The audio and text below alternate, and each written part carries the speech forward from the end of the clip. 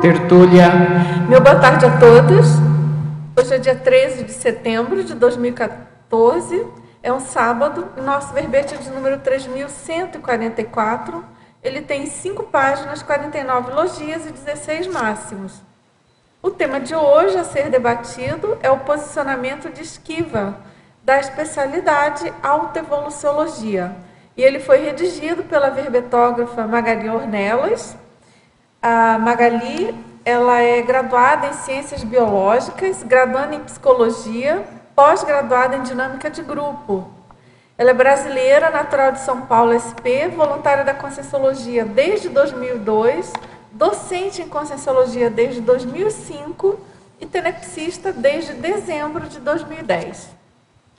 O posicionamento de esquiva é a postura regressiva da consciência homem ou mulher manifestada por meio de comportamento de evitação, desvio ou evasão de interações pessoais ou circunstâncias percebidas de maneira desagradável, incômoda, embaraçosa, ameaçadora, constrangedora, aversiva e ou crítica, objetivando impedir os distúrbios intraconscienciais e manter-se na zona de conforto. E na pensenologia, o holopensene pessoal da esquiva. Os autopensenes pessimistas, a autopensenidade pessimista, os bagulhos pensênicos. Na fatologia, o desvio da proexis, a dificuldade de lidar com o desconforto, a intolerância às frustrações, a visão trafarista, as justificativas, as desculpas e as explicações, as alegações e as argumentações tergiversantes, a autoestigmatização, a defesa da autoimagem idealizada, a postura social estéril, a improdutividade, o caminho do incomplexo. Na parafatologia, os bloqueios energéticos, os cões não recuperados, os travões paragenéticos, pessoais multiexistenciais, as retrovidas pessoais ignoradas. E aqui no detalhismo a gente chama a atenção que tem 26 sessões, né? Então configura aí um máximo para o verbete. Na argumentologia, a gente destaca aqui a seção taxologia, aonde estão apresentadas 10 variáveis e respectivas atitudes presentes derivadas do posicionamento de esquiva, capazes de atravancar a proexis da consim intermissivista. E na remissiologia, nós destacamos a acomodação mimética, o autodestravamento, autofuga, escapismo e zona de conforto. E na frase enfática, o posicionamento de esquiva mina a força vital e motivadora da consciência intermissivista, por ser contrário às cláusulas proéxicas pessoais, podendo conduzir à estagnação e ao incomplexos. E na questionologia, você identifica posicionamento de esquiva nas próprias manifestações diárias? Como analisa o impacto de tais atos na proexis individual e grupal? E na bibliografia específica, nós temos então 3 fontes bibliográficas. Agora, antes da gente entrar aqui nas perguntas no verbete propriamente dito, eu queria fazer uma chamada para o curso Imersão em Conscienciometria. Ele é sem pré-requisito, vai acontecer entre os dias de 7 a 9 de novembro de 2014. E esse curso ele é bem interessante, vai ter um workshop do Confort Trafor, Trafar, Trafal. Depois vai ter um campo conscienciométrico. Desse curso vão participar 4 epicões. Professor Luiz Gonçalves, professor Moacir Gonçalves, professora Lilian Zolê e professor Everaldo Bergonzini. Depois vai ter um outro workshop sobre confort holossomático, um sobre homeostática pelo autodiagnóstico. No domingo de manhã também tem um campo conscienciométrico e à tarde debate com os epicões. Então, gente, é o primeiro curso de campo da conscienciometria.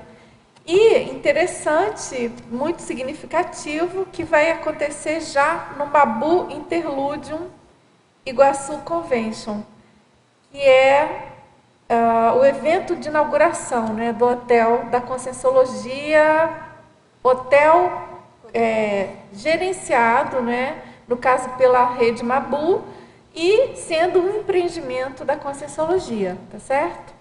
Então a gente pode aproveitar aí para prestigiar tanto o campo, o curso, quanto a inauguração aí do hotel. Muito interessante. Para quem não sabe, esse empreendimento ele está sendo conduzido pela AIEC, e o hotel ele fica colado na divisa com o CAEC. E a gente sabe que vai ser um grande gancho, né? um grande chamariz, maior ainda do que o campus, né? Quer dizer, ampliando ainda o chamariz que já é o campus do CAEC e todos os eventos da Cognópolis. Então, o hotel vai ajudar muito nessa divulgação e no fato de estar do lado do campus, né? O próprio hóspede que chega já vai ter todo aquele holopensene da Cognópolis ali nas dependências do hotel. Então é isso, todos convidados. Agora a gente chama a atenção também e lembra que o léxico de ortopensatas do professor Valdo, ele está pronto, se já não foi, está indo para a gráfica, ele está encerrado, né, esses 2 primeiros tomos, e quem quiser ajudar, é uma promoção de compra antecipada, quem quiser ajudar tem 20% de desconto, são 2 volumes de R$ 340 por R$ 272. Então, entrar em contato com a Editares, editares@editares.org, ou pela própria epígrafe 4535250867. Então, é isso aí, vamos colaborar aí com o léxico, que a gente sabe que ele tem muitas verpões aí para a gente. É um trabalho muito rico, considerada pelo próprio professor Valdo a mega gescom dele, né? Então, vamos lá, professora Magali, esse verbete tem uma longa história, não é isso? Ele foi bem amadurecido, bem trabalhado por você, e eu queria que você contasse para a gente sobre a sua motivação de escrever sobre esse assunto. Bom, bom dia a todos, né? É muito bom estar aqui. Depois de um longo período, né? Eu fiz meu primeiro verbete lá em 2011, né? 2010, 2011. E daí, durante esse período, eu exatamente fiz esse posicionamento de esquiva. Eu me esquivei bastante, né, até de escrever o verbete.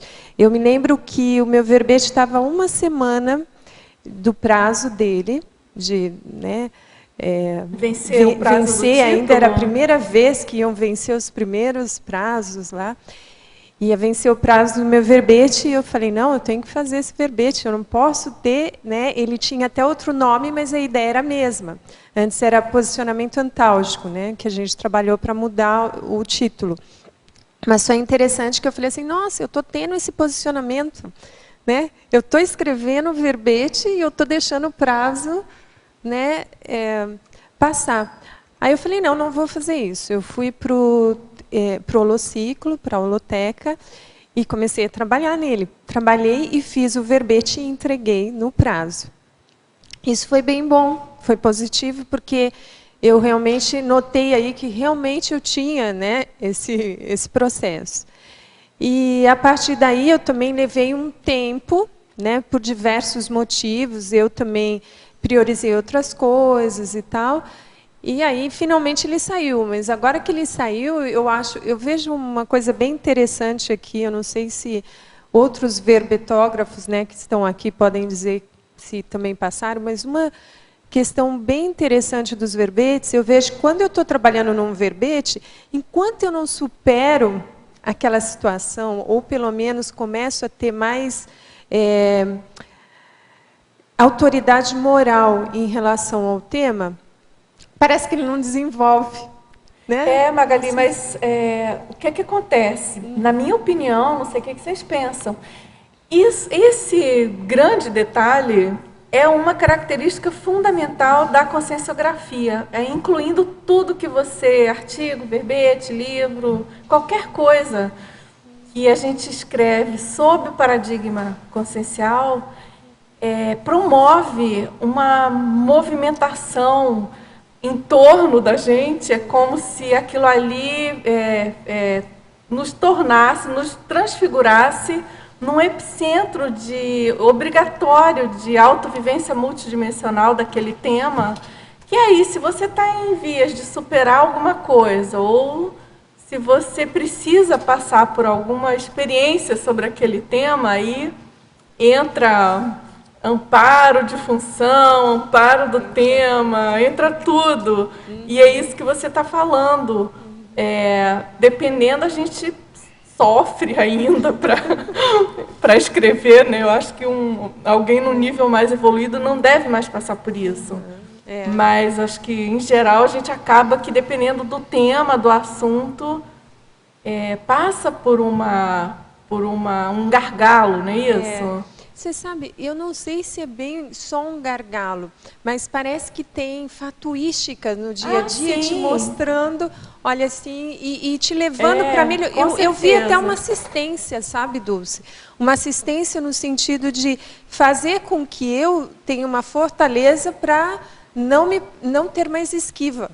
Porque fica tão claro aquilo, né? Você começa a estudar o tema e abrir o tema, fica tão claro, tão óbvio, que você fala, não dá mais para eu esconder ou não fazer. Eu lembro também que o primeiro verbete, ele foi predisponência à reciclagem. E foi interessante, porque predisponência à reciclagem, né?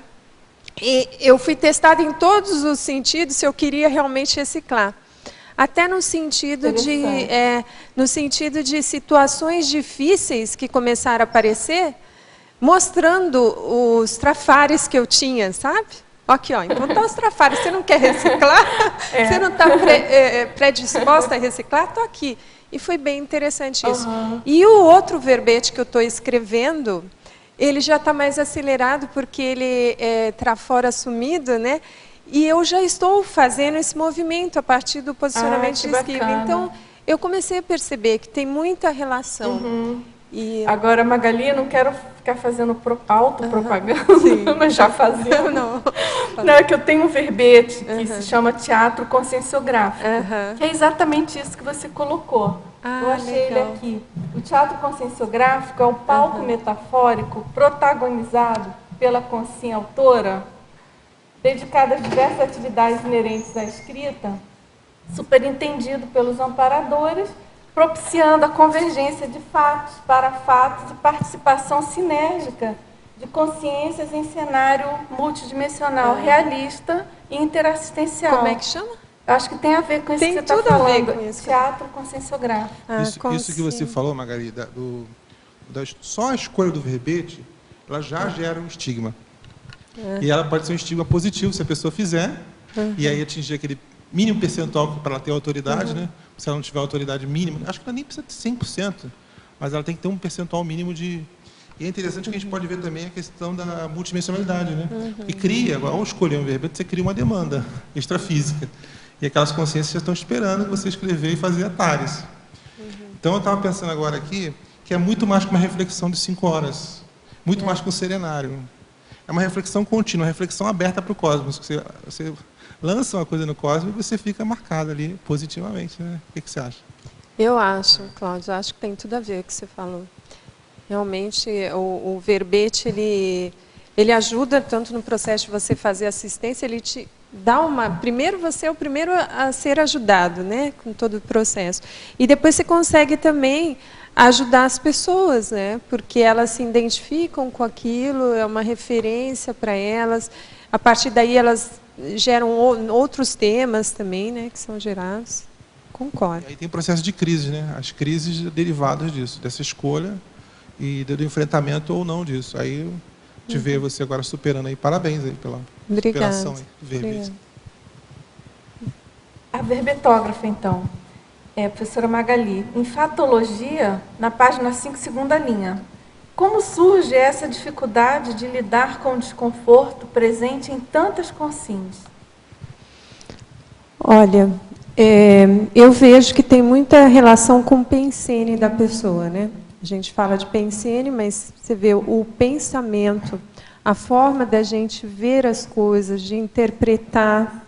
Então, eu acho que a raiz ali daquilo que a gente pensa em relação ao desconforto, por exemplo, assim, tem gente que não sabe lidar, né, com situações. Por exemplo, não, a ansiedade. Não posso ter ansiedade. Né? A ansiedade está significando algo ruim, que é algo ruim, então ela dá uma interpretação para aquilo. Quando, na verdade, se ela pensar, bom, a ansiedade ela também tem um lado positivo, né? Por exemplo, eu vim aqui hoje apresentar o verbete, lógico que eu tive algumas ansiedades, eu fiquei ansiosa, né? Você está ali, poderia não ficar, mas como não é uma prática minha estar no tertuliário apresentando o verbete, gera um pouco de ansiedade. A questão é de como a gente lida com isso, né? Então, esse desconforto ele pode ser gerado por diversas situações, não só uma. Pode ser algo que a pessoa realmente ela tem ali um problema, um trauma, pode ser algo que ela não encare, né? Pode ser falta de experiência. Então, são vários níveis aqui que pode gerar um desconforto na pessoa. Mas o que é mais importante que eu vejo é como que ela vai lidar com esse desconforto, né? Agora, na fatologia também, na terceira linha, ele pergunta como as influências religiosas causam o posicionamento de esquiva em tantas consciências incautas. Então, as influências religiosas, elas são bem interessantes, porque até foi falado hoje um pouco de manhã, que o tema aqui do círculo era autoestigma, da questão do perfeccionismo, de ser perfeito. A ideia religiosa é que a gente não pode errar, né? Que errar é pecado, você tem que ser perfeito, você tem que ser santo. Então, o que acontece? As pessoas, ocorre uma repressão. Eu acho que dentro da própria religião que a gente vê isso, a repressão das pessoas. Então, eu tenho que ser santo, eu não posso mostrar os erros, né? Eu não posso. E eu acho que essa tem essa questão do castigo, né? Da punição, do medo. Então, isso tudo deve ajudar, né?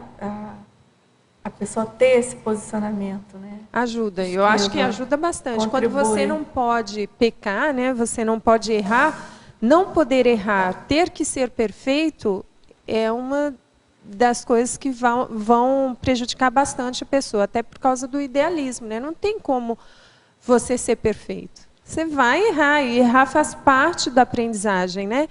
O negócio é persistir no erro, né? Erra a primeira, erra a segunda, a terceira já, né? Errar de formas diferentes, é você testar, porque a pessoa que é inexperiente, o calouro, ele não vai sair fazendo tão bem quanto a pessoa que já é bem experiente. Se a gente pensar aqui, né?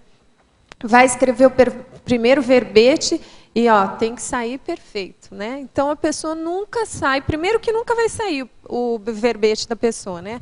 Ela vai ficar ali, vai fazer e não vai sair. Então eu vejo aí essa questão da religião, ela está muito ainda forte, mesmo em algumas pessoas, aqui na conscienciologia, sabe, a gente vê muito o processo ainda que existe,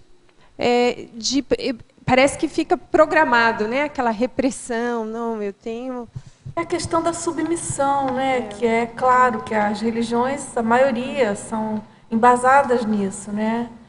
A questão do aulicismo, do carneirismo, da pessoa estar ali submissa a alguém superior, né? Sim. Então, isso tudo vai gerar uma condição já de rebaixamento, de auto-rebaixamento, de tendência a baixa autoestima, né?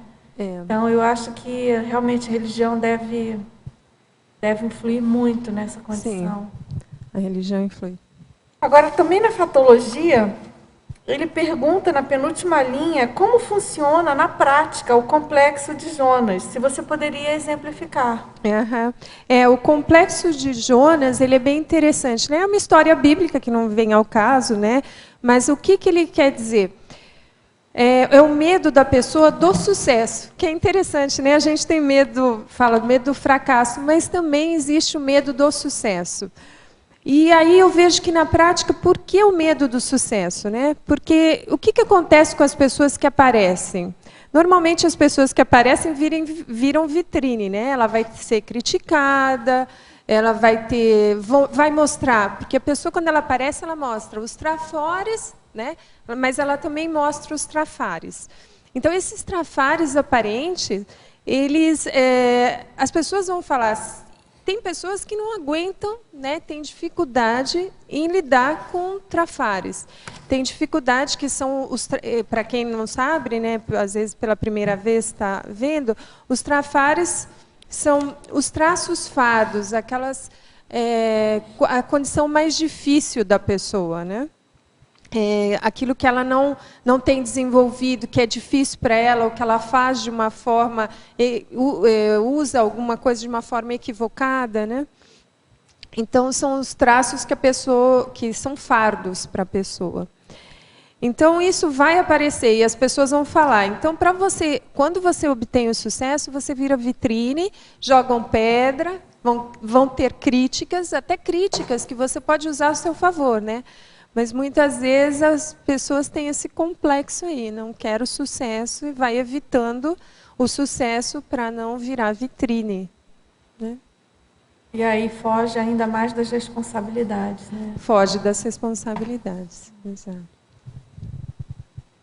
Agora, na parafatologia, na primeira linha, ele pergunta quais são as principais causas da desvalorização do curso intermissivo pré-ressomático conseguido após tantos esforços. Exato, é interessante, porque realmente a gente se esforça, né? Vai lá, consegue entrar num curso intermissivo, que significa que a pessoa ela já tem um nível de assistência ali para estar participando, e ela programa toda uma vida, né? Coisas que ela vai fazer. Então, tem a ProEx dela, né? Que é a programação existencial, aquilo que ela vem fazer aqui. Então, ela programa, e o que acontece? Ela chega aqui por questões dela mesmo, de trafares dela, processos, às vezes, da mesologia, né? Do meio onde ela vive, ela vai se reprimindo com algumas situações, né? Pode ser, inclusive, questões da infância, questões familiares, questões dos amigos, né? Que às vezes, você é meio burro mesmo, né? Começa a fazer as estigmatizações, coloca apelido, e a pessoa vai crescendo. Só que quando ela chega na fase adulta, né? Na fase da execução da ProEx dela, ela para ali, ela não consegue ir à frente, ela não consegue vencer esses desafios, né, da vida humana, da interafisicalidade, do restringimento, que quando a pessoa está aqui, nós estamos restringidos, né, consciencialmente, a gente não lembra muitas coisas do que nos foi dito lá no curso intermissivo, do que aprendemos, mas está dentro da gente. Só que quando a gente chega aqui, começa a ter esses posicionamentos de esquiva, o que acontece? Você chega na conscienciologia, você tem que se mostrar, você tem que escrever um verbete, você tem que escrever um livro, você tem que fazer pergunta na tertúlia, e o que acontece? A pessoa começa a dar para trás. Mas eu não sou tão bom assim, eu não vou fazer isso. Então, isso, quando ela deixa de fazer as colocações dela, que ela deixa de escrever o livro dela, escrever o verbete dela, tem ainda, eu coloquei aqui uns 10 passos dentro da conscienciologia, mas tem mais coisas. A pessoa ela começa a se fragilizar, se autofragilizar. O que ela está fazendo? Ela está relegando aí esse curso intermissivo dela, ela está jogando fora, né? Esse curso intermissivo. Até eu coloquei aqui na sindromologia, que é a síndrome da subestimação, né? Então ela começa a desvalorizar as oportunidades que ela tem aqui de mudança. Ela fica se vitimizando, enquanto que aqui nós temos várias oportunidades, né? Tem o holociclo, a holoteca, você tem muitas oportunidades, você tem amigos conscienciais, é um ambiente aberto para você poder errar, né? É um ambiente sem... O que eu vejo aqui que tem bem forte na conscienciologia é essa questão de você poder se expressar. Então, você tem ambientes para poder se expressar, o círculo mental somático, as próprias tertúlias, poder perguntar, poder debater, começar a fazer o teste da realidade, né? Ver se aquilo que você está pensando realmente é real, né? Você tem essa condição aqui. E quando você não faz isso, você está deixando, você vai se esquivando, não, eu não vou perguntar, eu não estou... pelos seus próprios pensamentos, de eu não sou bom, eu não, quem vai querer ouvir o que eu tenho para dizer, né? O que eu tenho de interessante para dizer para as pessoas. E aí vai, são vários pensamentos aí que a pessoa pode ter, onde ela vai começando a desvalorizar o curso intermissivo dela. Isso é bem sério, hein, Magali? Você comentou essa questão de desafio, né, para alguns de fazer perguntas e participar, né, por exemplo, aqui no tertuliário e tudo. E aí a gente vê como que a gente mesmo cria, né, os mitos e os monstros, porque mesmo assim na mini tertúlia, que não é online, que nem microfone tem, né, e o ambiente de liberdade que é propiciado em geral, Exato. Na Cognópolis, e principalmente pelo professor Valdo, e o quanto que as pessoas transformam alguma coisa de muita liberdade, de muito livre-arbítrio, elas próprias criam um autotolimento, né? Uma autorrepressão em função aí de mitos pessoais, não é? Medos pessoais, enfim. Eu coloquei até as crenças pessoais, né? São crenças que a pessoa tem em relação a ela mesma, né? E que ela só vai saber mesmo a partir da experiência, né? Que é o princípio da descrença, né? Tem as suas próprias experiências. Você colocou aqui, tem uma linha inteira, né? Que você colocou a defesa da autoimagem idealizada. Isso, então. Essa defesa da autoimagem idealizada ela é bem importante, porque se você pensar assim... O que é o idealizado? É quando a pessoa ela ainda fica na teoria, né? Às vezes a gente vê alguma coisa, fala assim, isso aí é fácil, isso aí eu faço, né? Você olha e fala, mas isso aí eu faço. Ou você vê algo e fala, nossa, isso aí é muito difícil, isso aí eu não vou conseguir fazer. Você ainda está na teoria, né? Quando você vai para a prática, muitas vezes, eu não sei, comigo já aconteceu, não sei com vocês, mas muitas vezes você vai para a prática e você vê que aquilo que parecia fácil, não era. Era mais difícil do que você pensava. E aquilo que parecia que era difícil, era mais fácil do que você pensava. Então, você pensar algo de você não é a mesma coisa de ser, né? Você pensou que você consegue, você pensa alguma coisa. Ser é diferente. Ser, como é que você vai ver quem você é? Fazendo. Você só vai saber fazendo. E também não pode se contar nas primeiras vezes, né? Não, mas eu fui lá e foi um horror. Porque até na forma com que você interpreta o que você fez, muitas vezes a pessoa que tem posicionamento de esquiva, ela interpreta o que ela fez de maneira, às vezes, muito pessimista. Ela vê, em vez dela ver sucessos, ela vê partes, ela vê mais os fracassos. E ela vê com uma ótica, tudo sob a ótica do fracasso. Então, ela tem a seletividade naquilo que ela vê. Então, você fala assim, não, mas você não viu? Eu errei falar aquela coisa lá na tertúlia, eu falei errado. Mas você viu quanto que você falou certo? Você falou uma coisa errada, né? Você gaguejou uma vez. E o resto? A pessoa desconsidera.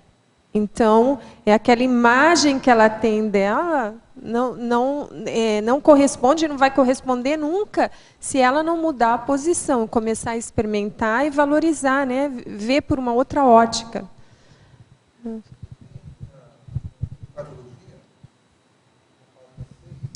a voluntariologia tem a condição do voluntário inativo.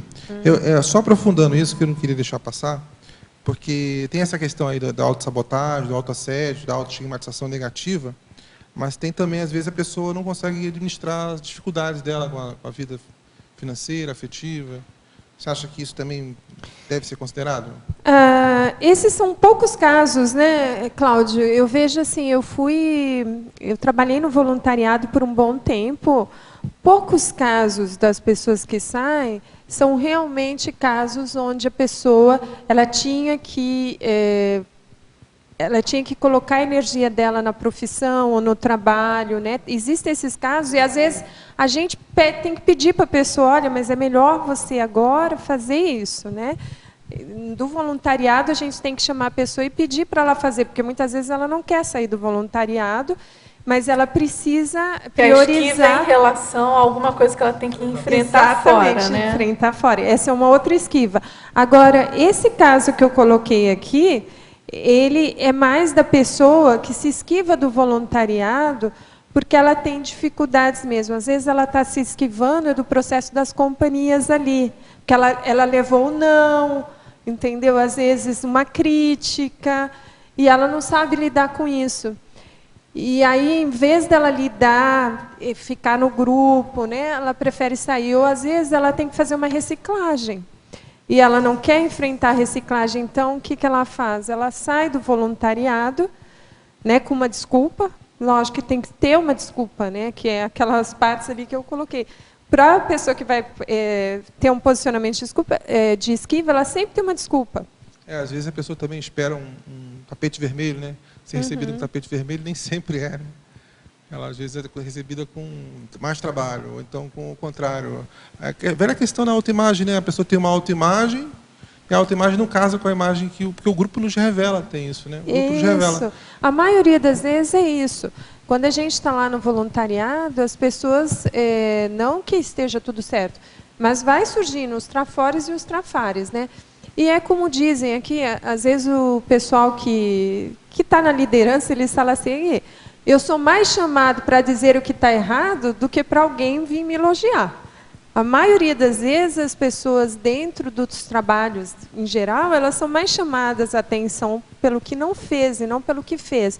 Então, tem a maturidade, essa maturidade que a pessoa que tem o posicionamento de esquiva, ela é emocionalmente frágil, né? Então ela não tem a maturidade de entender assim, tá, ela tem que dar o auto-reforço. O auto-reforço é muito importante, né? A própria pessoa se reforçando naquilo que ela está fazendo. Então, a pessoa que está na liderança, por isso que a liderança é muito importante para as pessoas que têm o posicionamento de esquiva. Porque as pessoas que estão na liderança, ela tem que ter auto-reforço o tempo todo, porque ela vai receber muita pedrada. Então...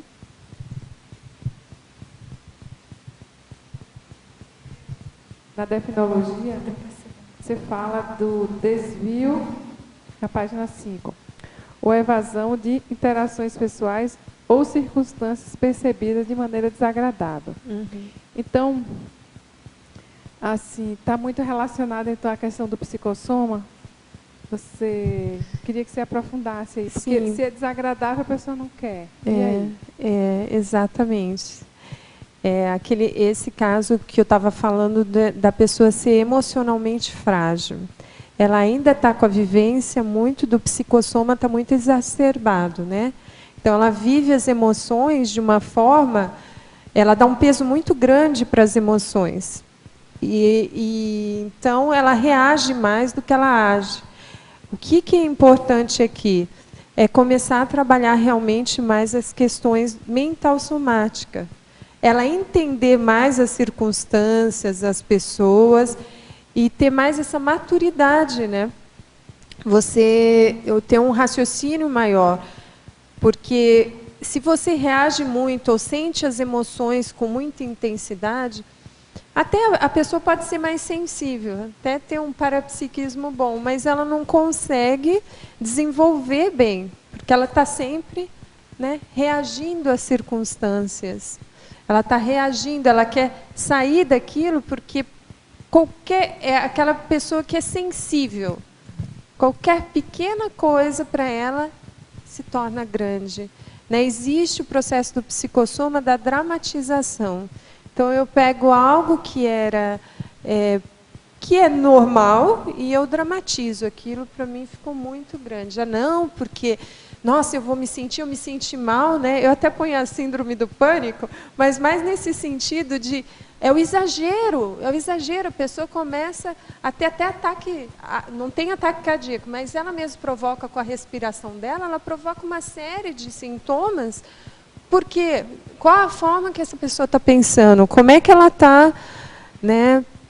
Então, esse processo psicossomático é muito importante mesmo, ele está bem... E parece que esse processo psicossomático está mais relacionado ao loco externo, né, que você coloca aqui no estrangeirismologia, mais com a preocupação do que os outros estão pensando, ou o medo de ser julgado, de ser criticado, parece que tem relação bastante com isso também. Tem. O locus de controle interno, que é o que a pessoa precisa aqui nesse caso, né? Ela precisa desenvolver, que ela vê que depende mais dela do que dos Quando ela começa a ver que as coisas depende mais da forma com que ela pensa, mais da forma das coisas que ela faz, do que das outras pessoas. Então, ela começa a ganhar uma certa autonomia, que é até daquele processo da religião. Na religião, você está sem autonomia. Você está dando autonomia da sua vida para o outro. Né? É determinado, é um determinismo. Aquilo é assim, o outro... Então, o meu destino não depende de mim. E a pessoa, ela tendo esse locus de controle interno, ela vai estar muito mais trabalhando para fazer as modificações que ela precisa, muito mais independente, mais autônoma, saber que tem coisas que realmente você não consegue, mas que muitas coisas você consegue no trabalho, né, fazendo. É interessante também porque é um posicionamento, né? Posicionamento de esquiva, você traz aqui na megapensionologia, esquiva é posicionamento. Queria que você ampliasse isso, porque é bem interessante. Né? Isso é bem interessante também, porque, para mim também, deixar de fazer algo, eu percebi isso comigo, né? Quando você deixa de fazer algo que é importante para você, que tem valor para você, tem valor nessa vida, e você deixa, você está se posicionando em relação àquilo. Não tem como você dizer, não, mas era porque tinha medo, porque eu tinha isso, porque tinha... Não tem como. Quando você se posiciona, você não está fazendo, está deixando de fazer, é um posicionamento seu dia a dia. Então, você vai deixar passar as oportunidades, né? Você está naquela síndrome da subestimação. Você está subestimando tudo que tem e que você pode fazer. Está subestimando até você mesmo, né? Essa questão aí é da escolha, né? A escolha que a pessoa fez, né? Escolheu pelo menor, pelo antievolutivo. A lei do menor esforço. A lei do menor esforço. E você traz bem sério os dois itens na paradoxologia, porque né, o imediatismo, a pessoa está pensando naquele momento, a dificuldade de lidar com o desconforto naquele momento, sendo que aquilo no futuro vai estar bem mais ampliado, né? O que você se coloca aí na paradoxologia. E existem fases, né, da vida da gente. Por exemplo, tudo que eu deixei de fazer numa fase da vida, eu vou ter que acumular na outra. Porque as fases da vida a gente até tem ali, né? Existem fases em que é mais fácil você fazer algumas coisas. Se você deixou de fazer naquela época, você vai ter que fazer agora. Não que isso não é uma questão de não vai dar para fazer. Não, mas você vai acumular e vai ter que rebolar, né, muito mais. Sim. E tem momentos na vida, se a gente deixar muito para uma fase muito além, que talvez vai ficando mais difícil e até, às vezes, a gente perca parte da proexis mesmo, daquilo que a gente veio fazer. E aí, né, Magali, só lembrando que tem aquele fator super importante, que é a questão das companhias, né? Você perde, muitas vezes, se você evita e posterga, você perde aquelas companhias. Exato. ideais, vamos dizer assim, para fazer aquilo com você, e né? companhias que iriam facilitar muito. Exatamente. Eu acho que é bem dentro desse paradoxo. Eram companhias que iam facilitar a sua vida naquele momento. Se perdeu elas, isso vai ser mais difícil. Não pode achar que, né, o negócio vai ser mais difícil. Você perdeu a engrenagem. É como se você estava numa engrenagem. Você poderia, se você não tivesse se esquivado, chegar junto e estar naquela engrenagem, né?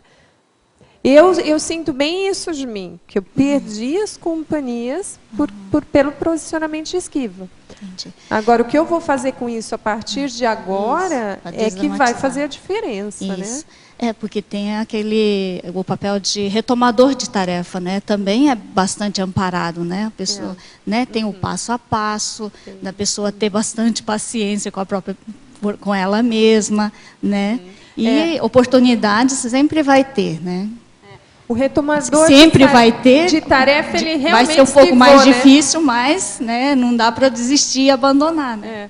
O retomador de tarefa, ele realmente se esquivou, né? Ele parou de fazer.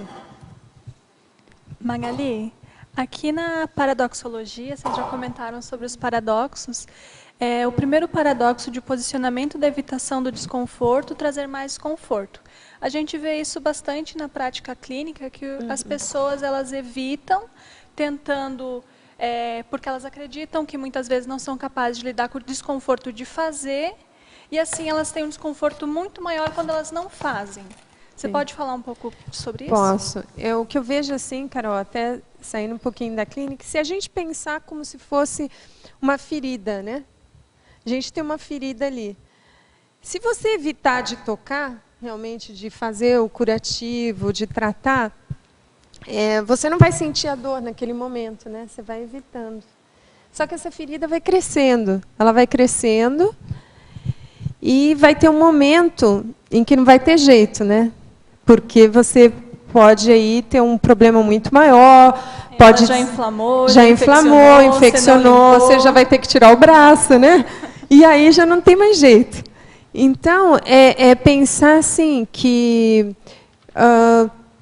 se você aprender a lidar com isso, né, e tratando isso, quando você sente, você tem um problema ali, você trata, a tendência é diminuir, né? A tendência é diminuir. Isso com qualquer coisa, e até mesmo com o processo que a gente trabalha na clínica, que é a pessoa ela vai se expondo, né? Tem até várias técnicas, eu não trouxe as técnicas aqui, porque eu queria chamar atenção para a técnica do Konsin Cobaia. Mas existem várias técnicas que é para a pessoa ir se expondo àquela situação, né? Ela vai se expondo lentamente, algumas, tem a das pequenas ações, lá da consciencioterapia, tem a técnica também do trafor, da pessoa ela começar a ver as coisas de uma forma mais traforista. A técnica do CPC, que a pessoa coloca no CPC dela algumas cláusulas para poder fazer aquilo, né? Aquilo que ela tem dificuldade de fazer. A técnica também da dessensibilização, né? Que você vai, aos poucos, tomando contato com aquilo que te faz mal e vendo que não é tão ruim assim, né? Que é bem importante. Uma desdramatização, né? Isso. O problema, às vezes, a gente dramatiza demais e subestima as nossas capacidades.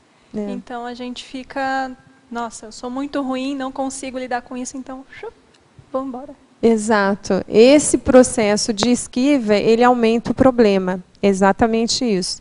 Quando você esquiva, além de você aumentar o monstro na sua cabeça, né? Aquela situação vai aumentando, aumenta o problema, e com o tempo isso vai ficando insuportável. Vai chegar uma hora que a própria pessoa não aguenta mais, né? Ela vai ter um ataque de pânico, vai ter outras coisas. Ou vai estar tão cronificado que vai ser caracterizado como um transtorno de personalidade esquiva, porque isso está tão profundo na personalidade da pessoa que ela não consegue enfrentar quase nada. Exato. Ela vai acabando se isolando, né? Ficando mais sozinha, já evitando todas as situações sociais, né? Porque se você evita situações sociais de problema, né? Aquele grupo, aí você sai de um grupo e vai para o outro grupo. Chega lá no outro grupo, alguém te dá o contra, aí você começa também já não gostar, vai saindo de lá, vai para outro grupo. Só que chega uma hora, aqui na Conscienciologia não dá para a gente fazer isso, né? Porque o grupo é um só. Então, você pode mudar para outra cidade. Né? Ainda tem algumas oportunidades de cidade, mas realmente você vai ter que resolver. Né? Então... Eu estava pensando aqui como você falou, né, Magali, de manhã a gente teve um círculo mental somático, foi discutido sobre a questão da estigmatização, do estigma, né? E eu não sei, eu não estou me recordando aqui, se pode ter abordado, eu não... Do fracasso? Não, essa questão da pessoa ter tido um estigma numa outra vida. Uma outra vida. E isso justificar, entre aspas, né? Porque é injustificável a esquiva, ninguém está querendo justificar, mas explicar, vamos dizer assim, esquiva nessa vida. Eu coloquei aqui uma coisa parecida que é os travões... O que você pensa disso? Na parapatologia, né? Eu coloquei os travões paragenéticos pessoais multiexistenciais. O que seriam esses travões? Eu pensei exatamente na questão de outras vidas. O que acontece? Às vezes, a gente fez algo em outra vida, né? Falou o que não devia falar, em público, né? Fez algo e isso ficou marcado, né? Ou foi vaiado, ou foi morto, ou, sabe? As pessoas as pessoas deram contra, né? Então, esse momento para a pessoa ficou marcado. E hoje pode ser um travão para ela. Né? E daí ela não fala, ela não... E aí eu fiz essa pergunta em cima do que vocês estão colocando aí, da questão disso poder convergir para uma patologia mais séria. Sim. Né? Porque isso vai postergando, a esquiva vai de vida em vida. Sim. Provavelmente, eu não sei o que vocês pensam então, aí sobre isso. Se a pessoa, na verdade, nessa vida, ela não destravar, ela não começar a fazer algo, né, aquela questão da assinatura pensênica, né, fazer uma assinatura pensênica diferente. Se ela não começar a agir de forma diferente, com certeza ela vai criar uma patologia, né? Vai acabar tendo um processo relacionado a isso, ou às vezes já traz algum tipo já de patologia e aquilo só cronicifica. Vai agravando. Vai cronicificando. Era isso? Magali, aqui atrás. Aqui na fatuística, eu gostaria de que você explicasse um pouco mais sobre a covardia evolutiva, as justificativas, as desculpas e as explicações, né? E aqui na página 7, na sindromologia, falasse um pouquinho mais sobre a síndrome de pânico. Pode ser? Sim. Então, quanto à covardia, onde é que está aqui? Deixa eu ver as defesas. Você falou... aqui. A covardia evolutiva, as justificativas, as desculpas e explicações, alegações. Esse aqui é a forma da pessoa, no posicionamento de esquiva, ela lidar com a situação. Então, ela vai te dar uma desculpa, né? Existe uma covardia, um medo de estar ali enfrentando a situação.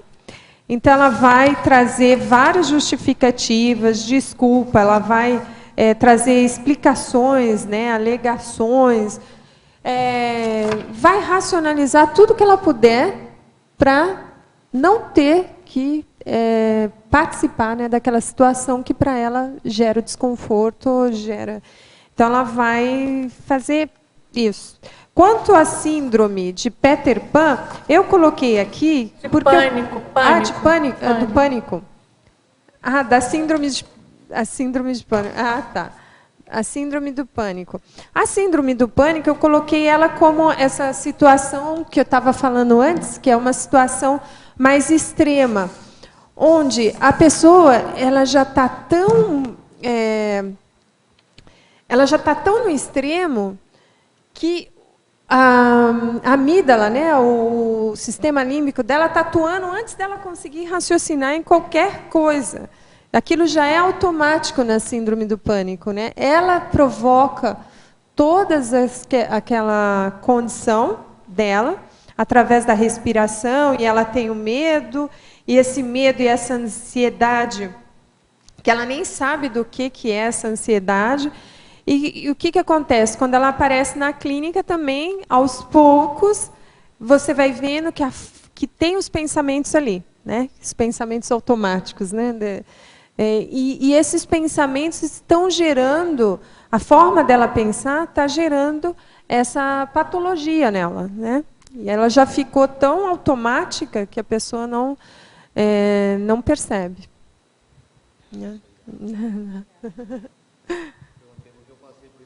Você passou? Quer o microfone?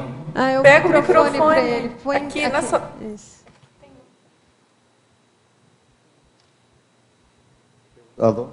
Eu perguntei porque até um mês atrás estava me dando muito acima do pânico. Uhum. Eu tinha muito medo, inclusive eu tinha medo de ir para o Paraguai, de outra língua. Uhum. Eu parecia que eu tinha morrido, sei lá, eu não entendia mais meu idioma, eu ficava muito confuso. Uhum. Então a síndrome do pânico deu muito forte.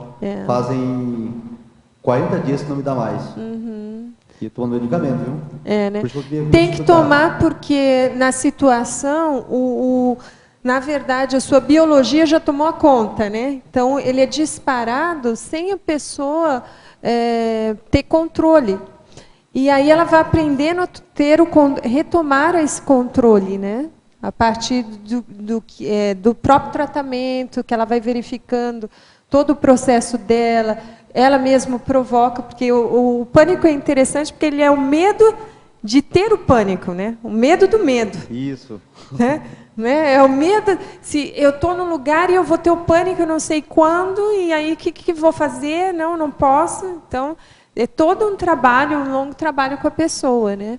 Mas pequenas evitações na vida, as pequenas evitações podem levar a pessoa a um pânico também, né? Alguma coisa que a pessoa tenha mais medo e fica evitando, não trata, não cuida, né? Pequenas coisas que às vezes está tão automático, né, que a pessoa nem percebe isso. E na sua opinião, eu estou há 40 dias sem ter síndrome, a senhora acha que isso posso ter de novo, ou nunca mais? Como é que pode acontecer isso aí? Vai depender de você. Você está em tratamento, né? Estou em tratamento. Em tratamento, a tendência, se a pessoa se tratar bem, ela não precisar mais ter. Ainda mais que o pânico, uma vez que você entende o sistema, se você entendeu, ele não é igual a outras doenças, né, que você entendendo o sistema, a tendência é você não ter mais. Obrigado. Magali, aqui atrás de você. Uma pergunta. A síndrome do pânico, ela também tem muita relação com a crise de ansiedade, né? Pode-se dizer nesse caso, né? Uhum. Mas ela não necessariamente, na sua opinião, ela é necessariamente algo apenas biológico ou pode ser resultado de, por exemplo, ataques extrafísicos? Pode ter uma relação extrafísica, entende? É interessante porque, assim, existe antes do ataque extrafísico, ele existe ali uma brecha da pessoa, né? Um autoassédio, algo que a própria pessoa, na questão do pânico, ela vai tá deixando. Pode ter influências extrafísicas, sim. Eu vejo que tem muita relação, né? E aí, mas também é o que a gente vê, o fator da pessoa, ele modifica a situação. Tanto é que as pessoas vão para a clínica e até é um tratamento rápido, né? Mas é lógico, se a pessoa não tem ideia da questão extrafísica, dos assediadores que estão ao redor, que podem estar fortificando, né? Pensa essa questão da autopensenidade do medo, independente de síndrome de pânico. Essa pensenidade do medo é muito chamariz para o medo para assediador, né?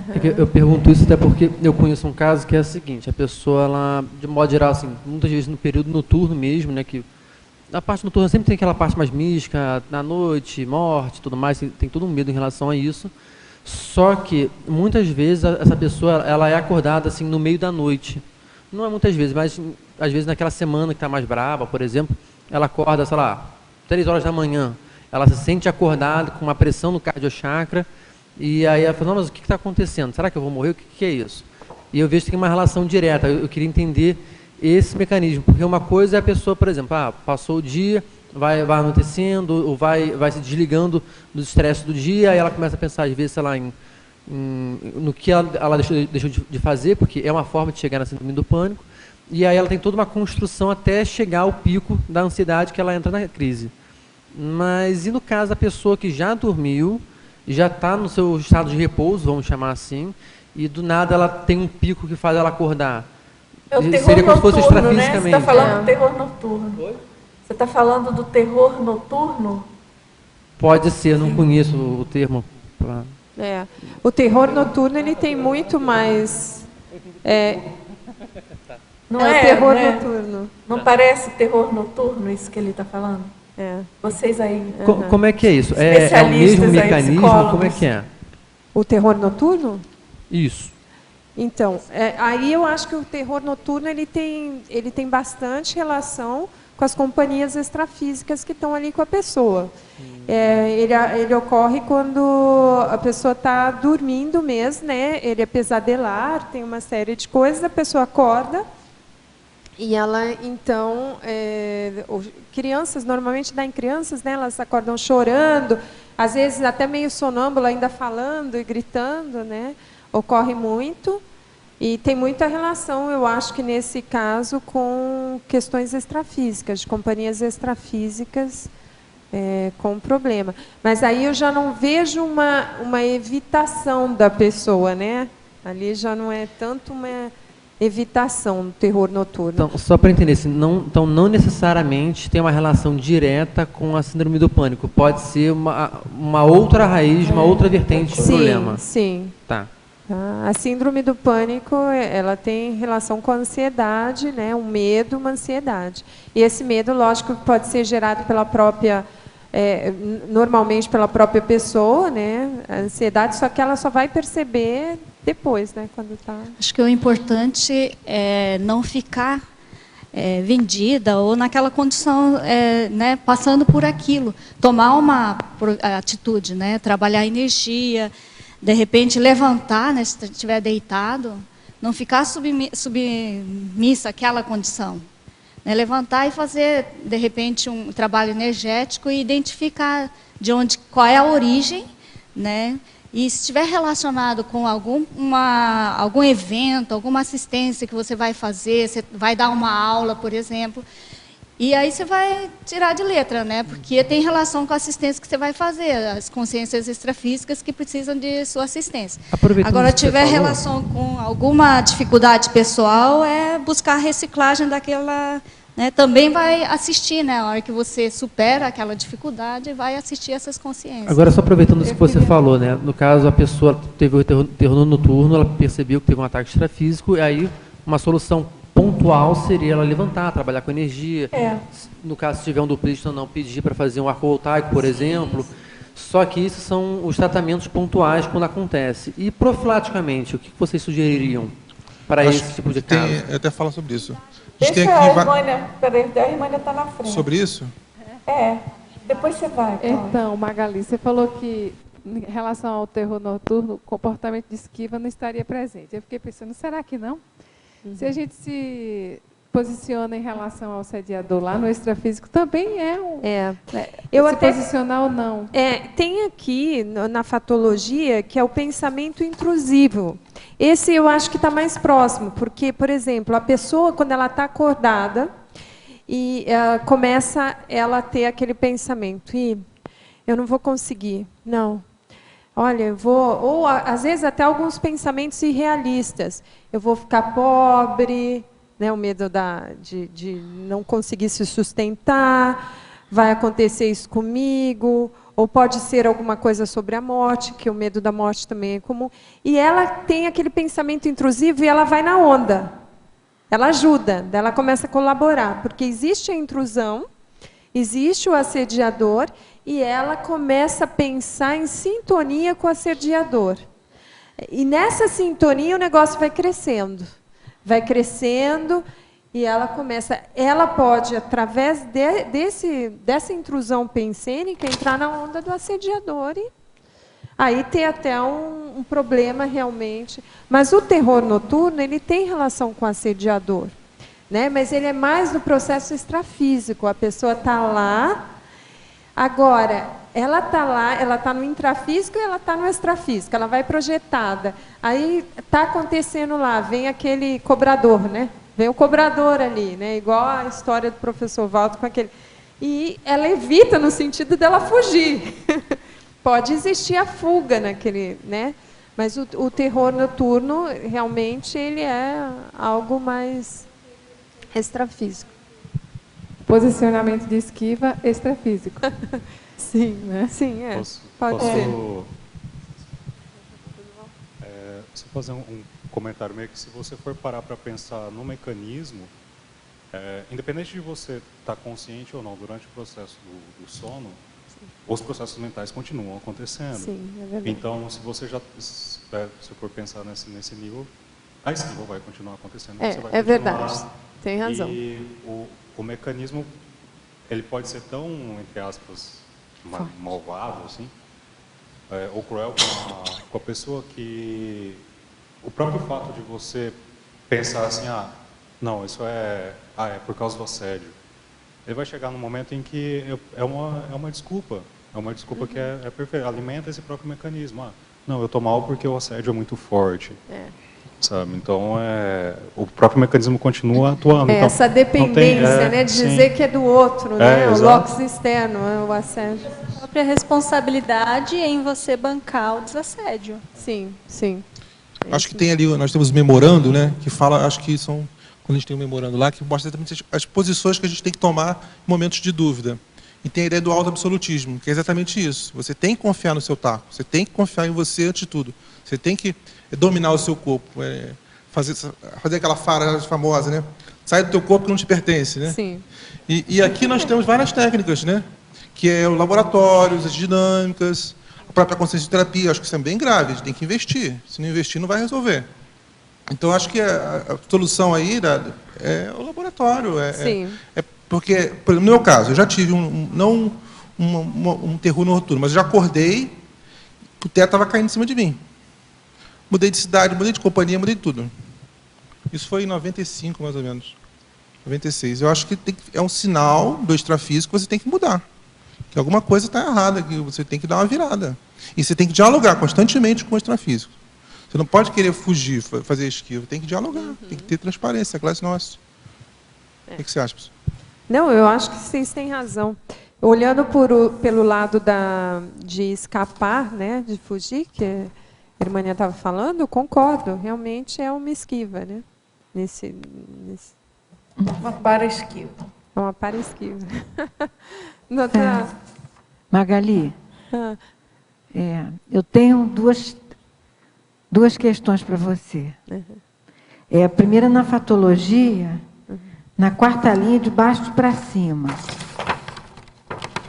A renúncia da originalidade consciencial. Você podia desenvolver? Sim. Assim, quando a gente tem o posicionamento de esquiva, a gente não tem a experiência, a gente não experiencia as coisas, né?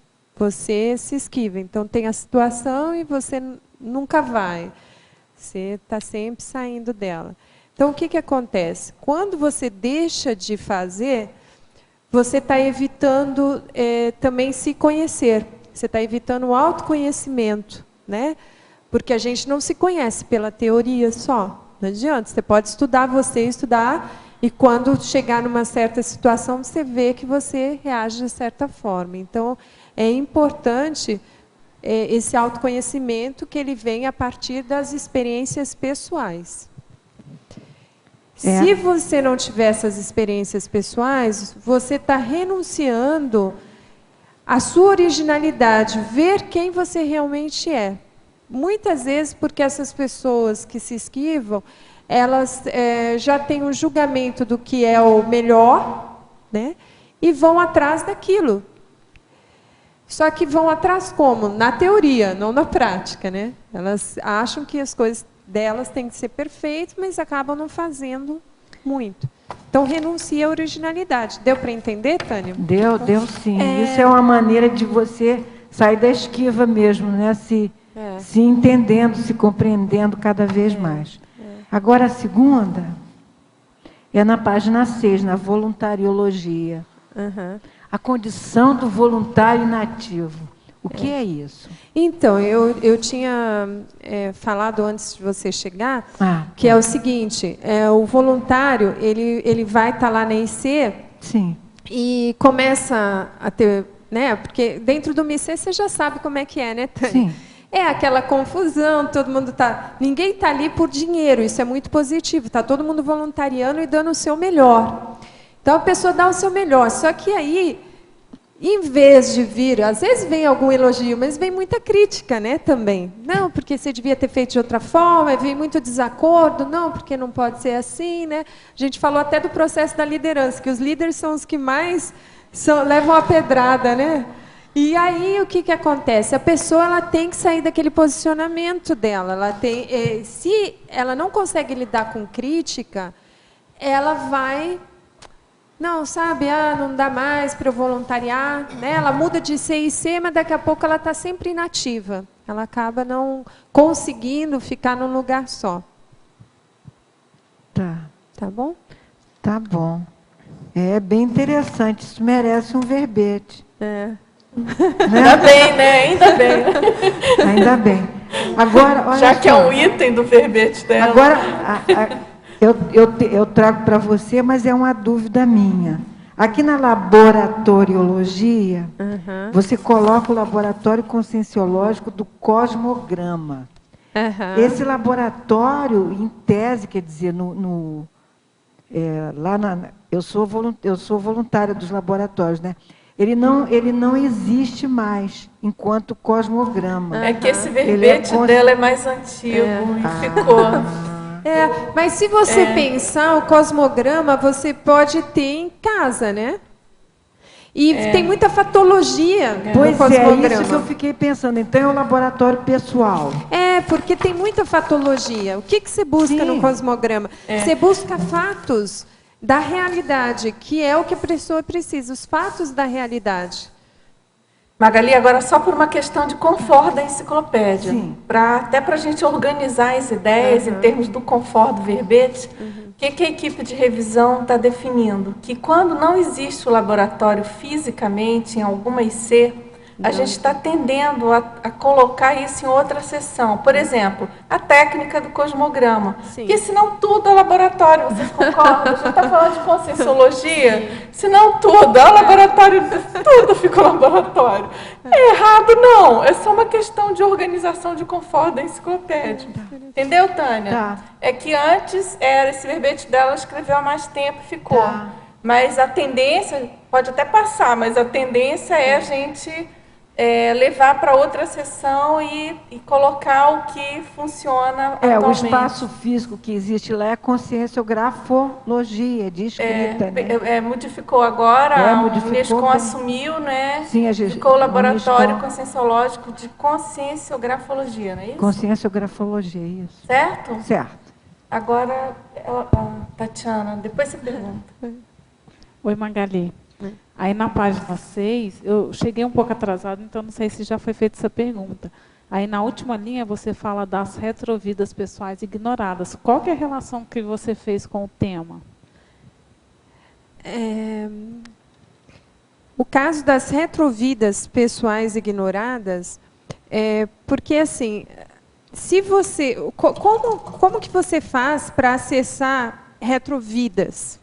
Como é que você faz para acessar aquilo que você tem de melhor, aquilo que você tem de pior, assim, mais e o que falta para você? Eu vejo que muito do que as pessoas aqui conseguiram recuperar foram através dos trabalhos delas, dos trabalhos conscienciais, dos trabalhos aí de epicentrismo. Então, se você tem um posicionamento de esquiva, você vai ficar sempre naquela né, no subnível. Você não vai conseguir acessar, você vai ignorar essas suas retrovidas, porque elas não vão aparecer. As coisas só aparecem se a gente está no front, né? Se a gente está na frente, se a gente está fazendo. Se você não fizer, você não vai saber mesmo. Continuar ignorando. Né? Ignorando, né? Então, tá bom, obrigada. Magali, aqui na página 7, na feminologia, queria perguntar tudo isso que está escrito aí. Mas eu vou... Olha, o pré-serenão vulgar. É isso? Esse daí deixa, vamos pular. O intermissivista, inadaptado, o escapista, né? E a participante da massa humana impensante. A intermissivista inadaptada é aquela intermissivista que não... Ela veio aqui, né? Ela é intermissivista, mas ela não conseguiu se adaptar, entrar na ProEx dela, fazer as coisas. Então, muitas vezes ela fica nessa condição, né? De não ir. Ela não consegue se engajar dentro do processo da ProEx. Magali, só para lembrar, caso você queira aprofundar sobre esse tema, tem um verbete do professor Valdo, se eu não estou enganada. Intermissivista inadaptado. Que é justamente isso que ela está colocando. A pessoa sabe que é intermissivista, foi preparado para isso, fez curso intermissivo, mas ela não se adapta aqui na hora da realização da ProEx. Que tem muito a ver com o tema do verbete. Tem, muito a ver. A escapista é aquela que escapa, né? Fugitiva, ela está escapando do negócio. Né? Até eu gosto aqui eu gostei bastante do negócio do colocalismo, né? Porque ele dá bem essa ideia, o ato de saltar de banda, o ato de pular fora, o ato de fazer corpo mole, o ato de tirar o corpo fora, o ato de sair de fininho, o ato de sair pela tangente, o ato de botar panos quentes. É ficou assim. Ótimo mesmo. Não ficou bom? Eu gostei. Foi vindo e... É a questão da pessoa que foge mesmo, né, do negócio. Exatamente. E o participante da massa impensante é aquela coisa de você viver nessa Robex mesmo, né? Você fica na massa, fica em subnível, não questiona nada, porque questionamento é uma das coisas que faz o intermissivista ser diferente, é questionar as coisas. Enquanto você está na massa aceitando tudo que estão te dizendo, a gente já é, né, lavado cerebralmente. A gente sabe disso, porque dentro da sociedade a gente já nasce com algumas, né, algumas estereotipos, regras, tem uma série de coisas que... Então, você ser da massa impensante é porque você não questiona, não tem questionamento. Que aceita tudo, não está pensando. É a Robex, né? Eu fiquei pensando... Na coloquiologia, saía francesa. Saía francesa lá. É bom. Agora, professora Magali, nós temos uma pergunta de Cape Town, África do Sul. Muito bem-vinda.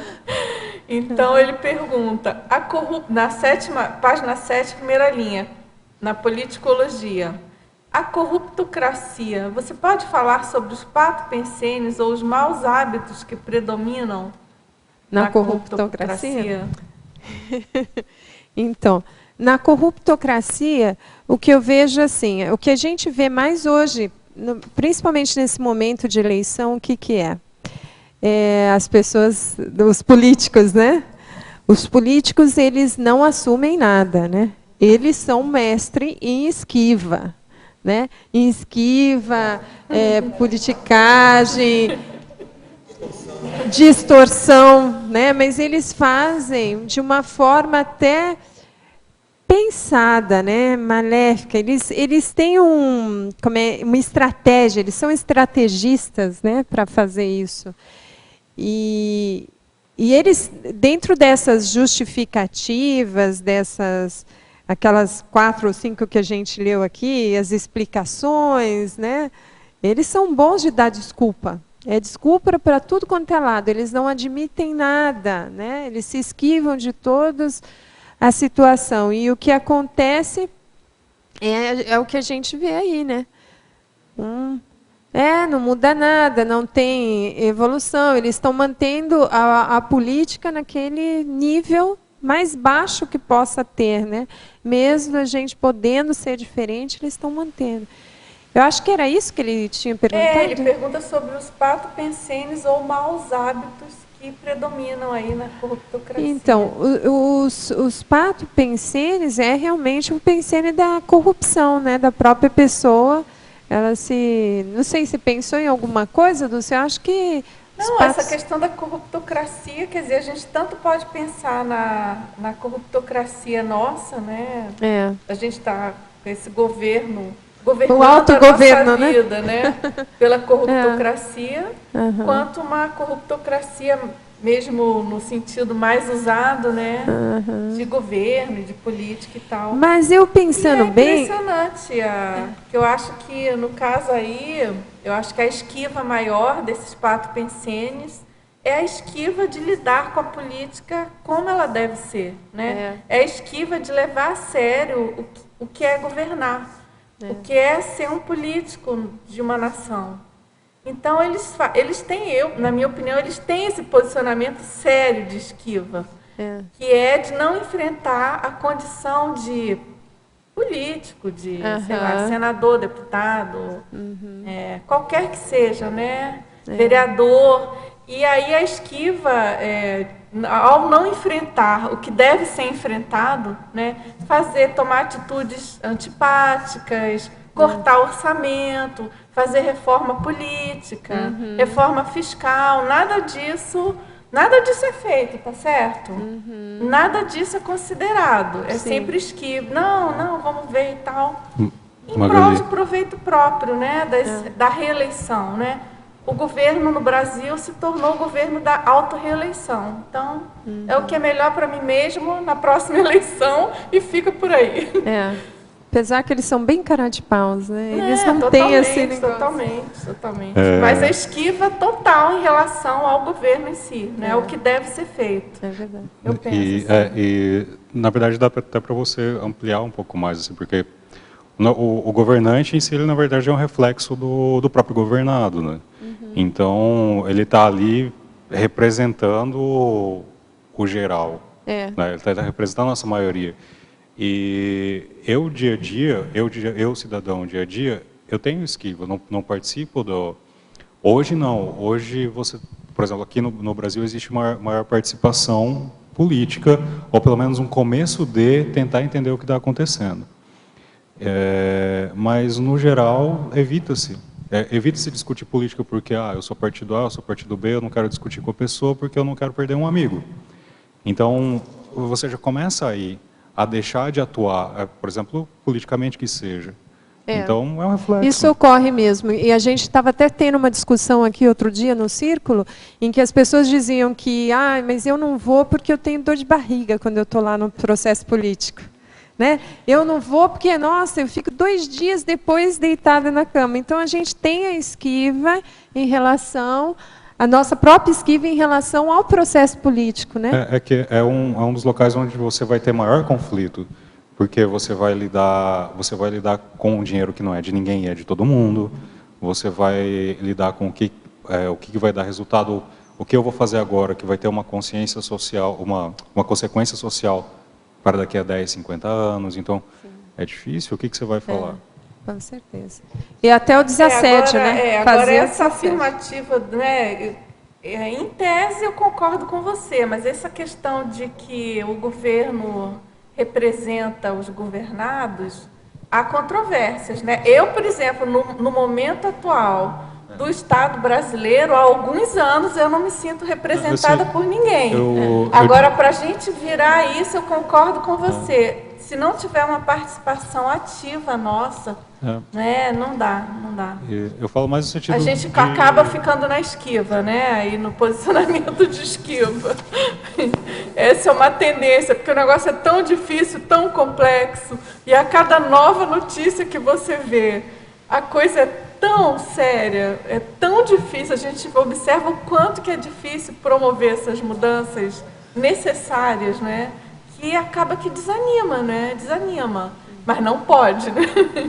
Não pode. E eu vou aproveitar só que você me fez pensar uma coisa, porque realmente é muita coisa, assim. Não existiria um processo, tipo assim, uma esquiva seletiva, assim?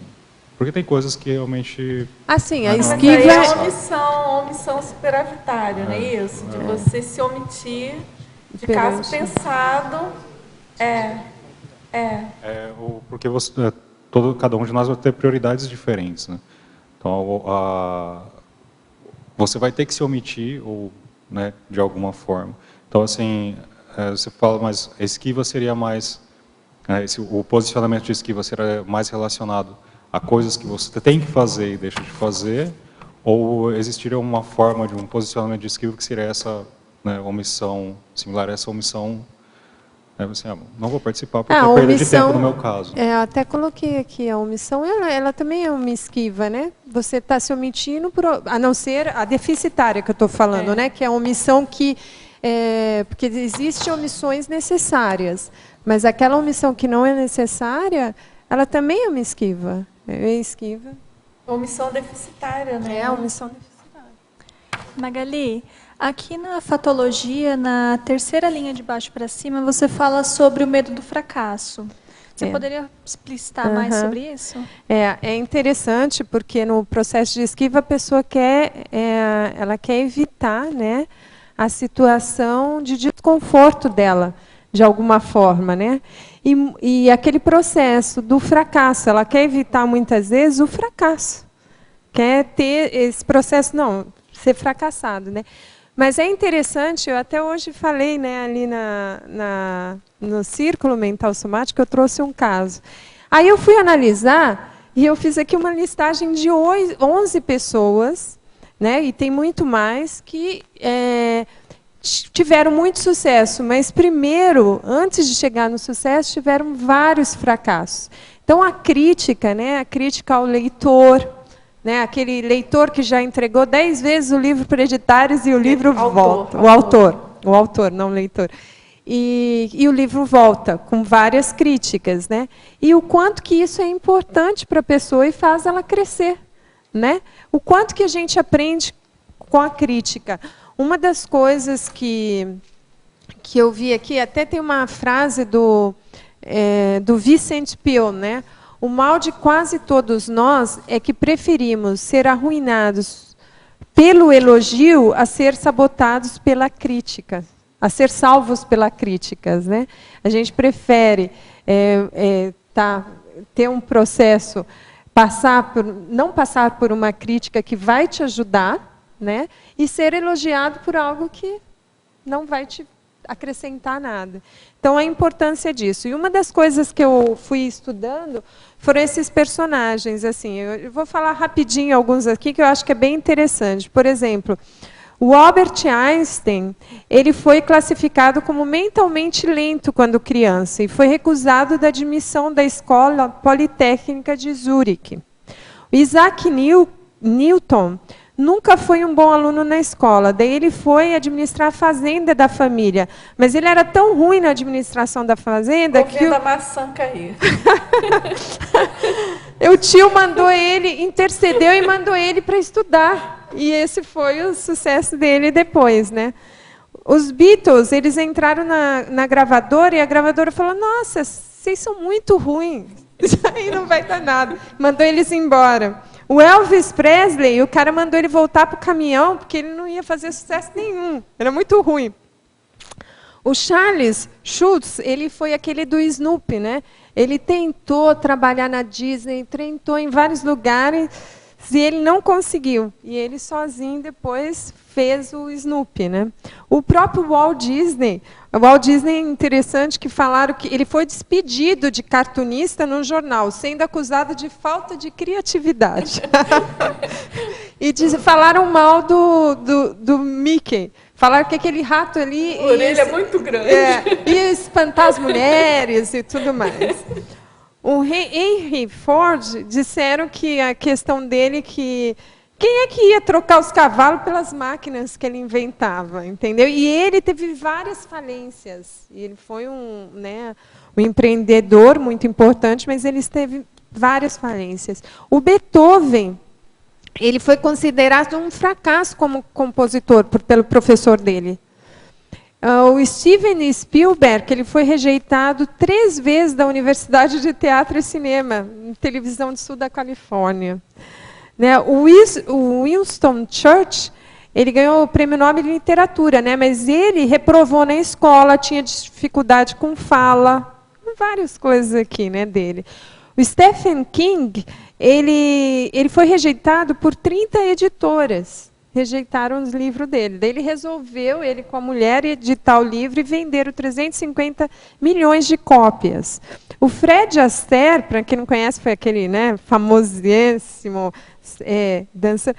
O diretor da MGM, disse que ele não sabia atuar, nem cantar, e era um pouco careca. E que dançava muito, e que dançar não era o forte dele. Então, assim, a gente vê várias, né, coisas que, assim, não tem como a gente não passar por críticas, né? Então, o posicionamento de esquiva a pessoa ela quer evitar essa crítica. Então, não tem como nós não passarmos. É importante essa exposição a críticas, né? As críticas são bem-vindas, na verdade, né? Só queria rapidinho, lembrei de um filme, O Morrendo e Aprendendo. Sim. Né, tem um dos que dessomaram, né, daqueles as esquivas ali, deles, né? E que tem uma cena assim que amparador intrafísico, né? Ele fala assim: você é um fracassado porque nunca tentou. Bem isso. Pré-derrota, né? Síndrome da pré-derrota. Quer perguntar? Oi, parabéns pelo verbete. Tenho 2 perguntas. Eu gostaria que você fizesse um contraponto com a autoimagem idealizada e a baixa autoestima. E eu queria saber sobre o complexo de Jonas, o que significa esse complexo. Eu já comentei aqui, mas eu vou falar rapidinho novamente. O complexo de Jonas é o medo do sucesso. Então, o medo do sucesso, por quê? Porque a pessoa que ela tem o sucesso, essa relação que eu fiz, né, com o processo de esquiva, a pessoa que tem o sucesso, ela vira vitrine, ela é vista, se vê, as pessoas veem não só os trafores, como vê os trafares também da pessoa. Então, ela vira alvo de críticas, né? Então, é importante aprender a lidar com esse processo de crítica. Quanto à imagem idealizada, eu também falei aqui, que é o processo da falta de experiência. Então, como é que é isso? A pessoa, às vezes, ela tem uma ideia de como que realmente ela é. Mas quando ela vai para a prática, é que ela realmente consegue ver como ela é, como ela se comporta. E, a partir daí, ela consegue mudar. No processo de esquiva, a pessoa ela se coloca numa posição de manter a imagem idealizada. Ela não vai para a prática e ela se mantém perfeita. Realmente, ela fica perfeita na idealização dela, né? Mas ela fica estagnada. O processo de estagnação evolutiva é muito grande para a pessoa. Ela não é só aparência, né? Então é idealização. Ela idealiza algo sobre ela que não corresponde à verdade. Obrigada. Agora, professora Magali, em antagonismologia, página 6, final da última linha. Você poderia ampliar o antagonismo produtividade, paralisia produtiva? Antagonismo, né? Antagonismo. Aqui. Produtividade e paralisia produtiva. Então, isso. A produtividade é a realização da pessoa na vida dela, né?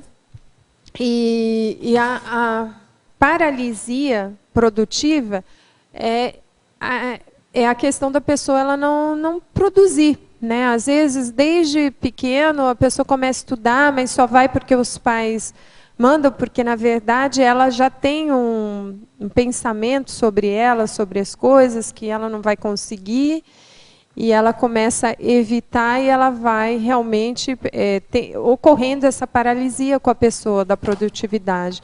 Então, ela chega, às vezes, nem termina o curso superior, porque não acredita nela, ela não acha que ela pode produzir nem um trabalho científico, nem mesmo um TCC para finalização de curso, né? Então, ela vai deixando de produzir por causa de como ela se vê, como ela pensa sobre ela, né? E aí a produtividade é o contrário, né? A pessoa ela produz. Tem pessoas que eu acho que muito disso também vai nas comparações, né? A pessoa ela começa a se comparar com as outras pessoas. Isso a gente tem que tomar cuidado, porque a gente tem que se comparar com a gente mesmo, né? Você vê aqui o professor Valdo sempre está se comparando com ele mesmo. Eu fiz não sei quanto, eu fiz mais do que eu fiz ontem, né? Mais do que eu fiz o mês passado. Então, por exemplo, você não tem que comparar se o outro tem 200 verbetes, você tem 1. Não, você tem que falar assim, eu tenho 1, eu quero fazer 2. Então, você põe as suas próprias metas de produtividade e vai se comparando. Deixa de se comparar com os outros, porque senão você não vai fazer nada. Você não... É aquela coisa, você está fazendo o seu primeiro verbete, você é calouro. Não pode se comparar com, né, o veterano, não tem como você se comparar. E para chegar no veterano, não tem como você chegar de um dia para o outro, você vai ter que fazer vários, você vai ter que passar.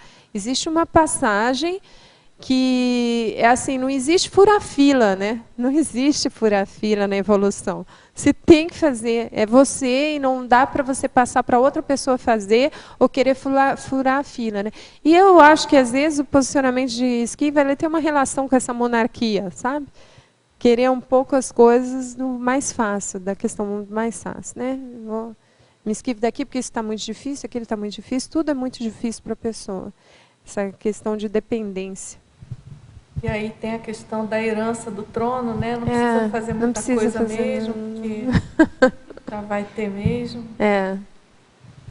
Agora, professora Magali, na culturologia, na página 7, a cultura do comodismo antievolutivo. Ele pergunta assim, qual a relação dessa cultura nas redes sociais?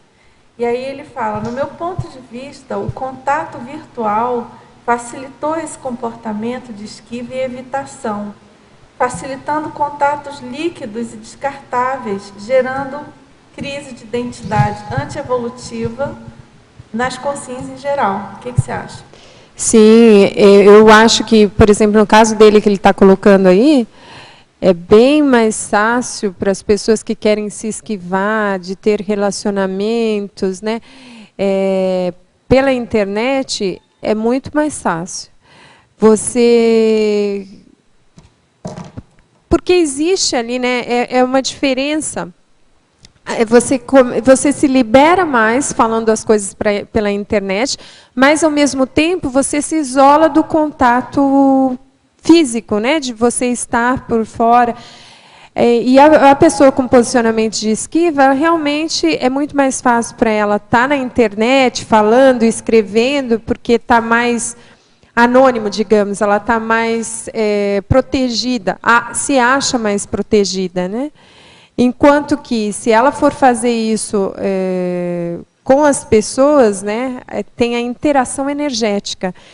E a interação energética ela é bem importante, porque, lógico, a gente tem uma certa interação energética pelo computador, mas existem aí casos de pessoas que só ficam no computador, não tem interação de outra forma. E eu vejo que até do processo do transtorno de esquiva, eu vejo que algumas pessoas, o isolamento começa por aí, né? Vou ficar só no computador. E a pessoa cria ali uma realidade, né? A própria questão virtual. É isso, né? Cria, inclusive, vida, né? E ela, então, fica ali dentro do conforto que ela inventa, né? Muda o nome, muda a idade, muda o gênero. Exatamente. Enfim, pode, né, fazer isso, nem sempre. E aí cria toda uma realidade, né, mais cômoda. Existe esse negócio da fantasia. Volátil, né? Como ele coloca, eu concordo com ele. Agora, é interessante que, ao mesmo tempo que a gente está concordando aqui que isso é um fato, né? Ao mesmo tempo, a própria internet, a própria questão virtual, ela potencializa aí, em dimensão, vamos dizer assim, geométrica, né? é mais do que geométrica, né? Os contatos, né? Então a questão do medo da crítica, o medo do fracasso, o medo da rejeição, essa questão toda, a pessoa tem um risco maior na internet também, né? Sob um certo aspecto. Sim. Né? De ser estigmatizada quando isso vai para as redes sociais. Tem, né? mas eu acho que as pessoas ainda não têm essa consciência. É verdade. Não tem ainda, não se tem essa consciência ainda. A gente vê bastante, alguns casos, né, de internet, que a pessoa colocou a foto e daí ficou, ou aquilo que ela falou realmente foi levado em juízo, né? Ou criticado realmente, porque existe muita questão de anônimo, a segurança da internet ainda não está tão boa, né? Eu lembrei, falando em estigma, eu lembrei do caso do hacker entrando no computador pessoal e pegando as fotos íntimas, né, daquela atriz, enfim, que criou um maior problema, né? Sim. É um outro lado o outro lado aí da esquiva, né? Não estou falando do caso dela, mas que aí tem mais a ver com o que ele colocou, que a pessoa fica ali toda pensando que está protegida, como você falou, criando aquele mundo virtual e, no entanto, ela está ultra, mega exposta, né? Tá. E a maioria, principalmente essas pessoas mais jovenzinhas, né? Não tem noção. E entra no nível, por elas não terem noção e por ser um mundo virtual, entre aspas, tem uma questão da pessoa se colocar, de colocar a intimidade dela, eu acho assim constrangedora às vezes. Puxa, como é que a pessoa coloca isso, que antes era guardado com chavinha, dentro de um albinho, numa gaveta, as meninas colocam assim.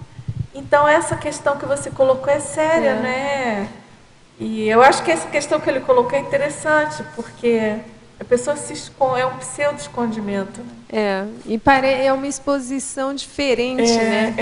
Ela não recorre das energias, mas é um processo mais, parece que mais isolado, né, com o computador, mas na verdade ela está com todos, né? Ela está interagindo. Exatamente. Uma relação bem promíscua, né, em termos de energia. Agora, a verbetógrafa poderia ensinar técnicas de superação dos medos imaginários e ideias erradas que construímos. Dos medos imaginários e ideias erradas que construímos. Então, eu não sei que uma das coisas que eu vejo assim bem interessante é o processo dos próprios pensamentos, né, da pessoa. Então, a gente tem na cognitiva algumas técnicas, né, da cognitiva. E assim, uma das coisas é ver esse processo de distorção. Então, como é que a gente faz para parar de distorcer a nossa realidade? Né? Para você pensar que você é uma coisa ou não. Eu coloquei aqui a técnica do Consciência Cobaia. Por que eu coloquei a técnica do Consciência Cobaia? Para chamar atenção. Porque eu vejo que é uma das técnicas mais, pelo menos comigo foi, eu vejo com algumas pessoas, mais desassediadoras quanto ao processo de autoimagem, de imaginação. Você imagina que isso é uma coisa, né? Mas quando você vai lá para o Consciência Cobaia, você entra e você tem você, né, que vai fazer, pode ser sorteado, esse é um curso que tem aqui na Conscienciologia. Então, você é sorteado e as pessoas vão debater, você pega a folha, né, do conscienciograma, vai responder como que você acha que você é naquela situação. Então, você vai respondendo tudo que você pensa. E aí, dentro do campo lá, do Consciência Cobaia, as pessoas vão falando ali, os seus trafores, né, vai surgindo. Daí você vai falando e as pessoas, mas olha, vão te dando feedback. Mas eu não acho que você é bem assim como você está pensando, não. Olha esse fato, olha esse outro fato. Então, e se baseia mais em fatos da realidade.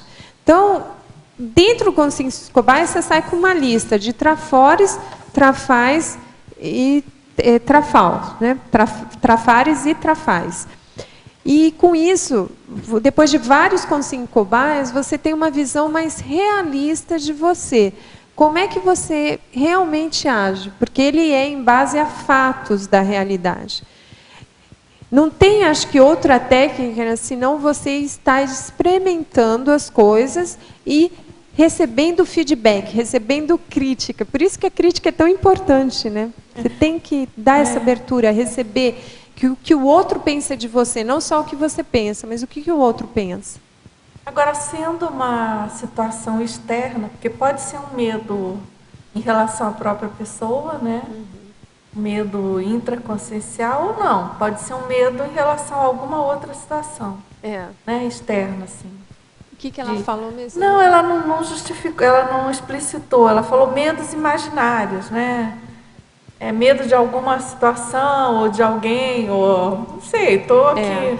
E aí uma coisa que acho que pode ajudar é a pessoa promover situações que levem ao enfrentamento daquilo, Isso, né? Para ela cair na real, né? E também pequenas, tem as técnicas pelas pequenas ações, você vai fazendo as ações menos, né, que você tem, que são menos difíceis para você. Por exemplo, eu queria falar em público, eu tinha um grande problema de exposição pública. Então, o que eu fiz? Eu vim aqui na tertúlia e fazia uma pergunta. Eu até gaguejava na pergunta que eu tinha medo. Falava, vou fazer qualquer pergunta, né? Então, eu comecei ali um egocídio. Não importa o que os outros vão pensar de mim, eu vou fazer. E aí eu fazia pergunta. Uma vez, várias vezes, o professor Valdo até me corrigia naquilo que eu estava falando, né? Falava a palavra errada, ele me corrigia. E eu ficava assim. Mas eu fazia aquilo de caso pensado. Eu já sabia o que poderia acontecer e eu fazia aquilo como um laboratório. Eu tenho que parar de pensar no que os outros vão pensar de mim. Eu tenho que me expor e ver se eu aguento. Então, eu aguentei aquilo, aí eu comecei a fazer propaganda, eu aguentava também. Aí fui aos poucos, né? E depois, hoje, eu estou apresentando um verbete, né? Já apresentei um, estou apresentando outro, estou dando aula. Então, são coisas que você vai fazendo. E também estuda o seu medo, né? Daquilo, o que é que você tem medo? Depende do que você tem medo, né? Você tem que ver aquilo que você tem medo e quais que são as técnicas de enfrentamento que você vai poder utilizar. Professora Magali, o que faz uma pessoa não conseguir se conectar com a vontade de viver ao ponto de querer morrer todos os dias e não conseguir construir nada para si, que é o meu caso? Tem uma coisa aí, no seu caso está parecendo uma depressão, né? E uma depressão meio profunda, não querer viver. A pessoa ela pensa até, né, em suicídio, essas coisas. Uma das primeiras. Ela diz que não quer morrer, que não quer querer morrer todos os dias, né? Então, isso aí tá com cara de ser uma depressão muito profunda. A depressão, ela vem de diversas coisas aí, de posicionamentos de esquiva, né? Mas o que eu vejo mais sério da depressão é que a pessoa tem que ir no médico, e isso urgente. A depressão, ela tem processos também químicos, às vezes a pessoa ela precisa de uma atenção médica e também psicológica, para começar a não ter mais, pelo menos, essa questão de não querer viver, né? Isso é muito sério. É muito sério. É super importante a pessoa buscar um tratamento, um psiquiatra. A busca da ajuda é importante, às vezes até o medicamento, para ajudar a pessoa a ter a habilidade de mudar de bloco. Exatamente. Porque a química cerebral vai influenciar na forma como ela pensa. Ela não vai ter a habilidade de pensar diferente. Então, ela vai continuar sempre na mesma e aí não vai ter como ela sair. Então, ela tem que buscar ajuda. Isso. Então, a química é fundamental em alguns casos para sair do buraco, vamos dizer assim. Exatamente. A pessoa precisa do médico, precisa do psiquiatra para resolver a situação.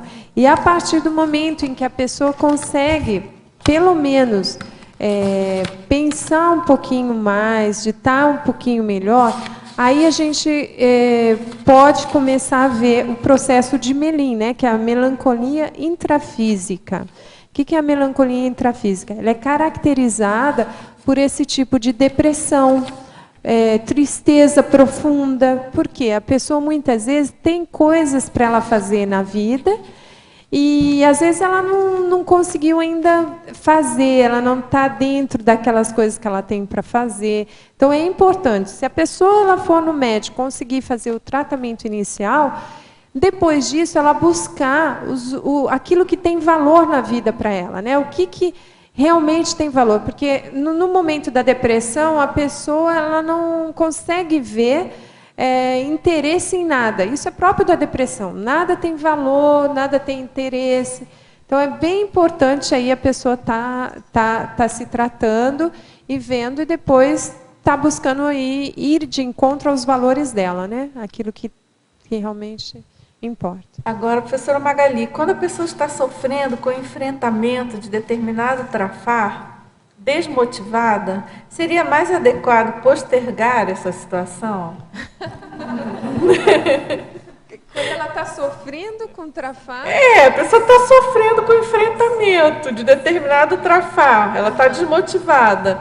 Ela pergunta se seria mais adequado a pessoa postergar essa situação. Não, uma das coisas, vai pelo trafor, vai pelo seu trafor. O que me tirou da esquiva? O que me tirou da esquiva foi meu poder de realização. Eu tenho um trafor que eu realizo. Eu sou realizadora. Você me dá um negócio, eu faço ele acontecer. Só que, lógico, eu me esquivava, então não fazia nada. E eu fui pelo trafor. Acabava que a minha esquiva, o meu trafar, estava anulando o meu trafor. Então, não pense pelo trafor, pensa pelo trafar. Pensa qual trafor que vai me ajudar a superar esse trafar. Porque o posicionamento de esquiva, a pessoa é trafarista mesmo. Ela não tem essa visão traforista. Então, é necessária a visão traforista aí para você poder superar né? Esse enfrentar trafar. E superar. Porque, às vezes, a pessoa quer superar o trafar pelo trafar. E aí fica difícil. Porque o trafar é superado pelo trafore, não sozinho. Você usa o trafar para superar o trafar, não dá certo, né? Então... Pessoal, tem um verbete, eu não vou lembrar o nome agora, tem um verbete do professor Valdo especificamente sobre isso, que é o uso do trafor. Multividência traforista é um deles. O multividência traforista é para as pessoas de posicionamento de esquiva, ele é muito bom. Tem um que é alguma coisa atributiva, que é essa questão do balanceamento, de usar o trafor para acho que é compensação, alguma coisa. Mas, enfim, pessoal, acho que fica aí a dica, né, para a nossa teletertuliana. E eu agradeço muito a participação de todos vocês, tertulianos, teletertulianos. Professora Magali, aguardamos os próximos verbetes, sem nenhum posicionamento de esquiva, por favor. E vamos em frente. Obrigada a todos e vamos aos nossos anúncios tarísticos. Obrigado. As pontuações da tertúlia de hoje são 22 assinaturas no livro de presença, 22 perguntas presenciais e 10 perguntas respondidas online. Hoje nós temos um recado, a Hermânia com ECP1 em Buenos Aires, e antes nós teremos os Amigos da Enciclopédia. Boa tarde. Estou aqui representando o programa Amigos da Enciclopédia. O objetivo deste programa é viabilizar financeiramente a manutenção de toda a estrutura necessária para a elaboração da enciclopédia da Conscienciologia, além do holociclo, a holoteca e o tertuliário, com a transmissão diária das tertúlias. Parte desse recurso é destinado também para a aquisição de dicionários, livros e periódicos. O aluno que fizer adesão do programa, ele poderá acessar o Holoserver e o site de pesquisas da enciclopédia. Poderá também realizar o download gratuitamente da última versão da enciclopédia. Os interessados poderão procurar a recepção do CAEC ou através do telefone 3525-2652. Obrigada a todos, bom final de semana. Boa tarde a todos. Eu estou aqui para convidar você a participar do ECP1 de Buenos Aires. O ECP1 é o curso de extensão em Conscienciologia e Projeciologia. Você é intermissivista, que quer entrar mais em contato com a sua ProEx pessoal, esse curso é uma boa dica. Ele acontecerá em Buenos Aires no dia 26 a 28 de setembro desse ano de 2014. E as informações pelo telefone 4372-7569. Boa tarde.